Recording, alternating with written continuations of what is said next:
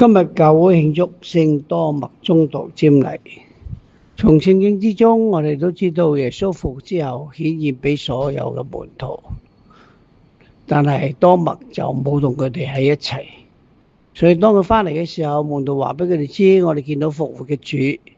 多默話：除非我親手摸到佢嘅傷痕，我決不信。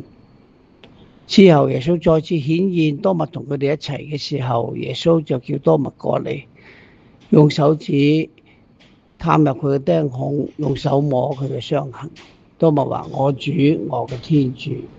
耶穌話：你見到先信，嗰啲冇見而信嘅人更加有福。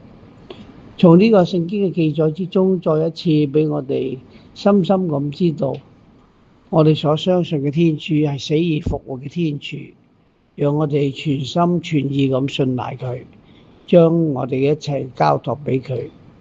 願主時常使到我哋充滿呢份活潑嘅信德。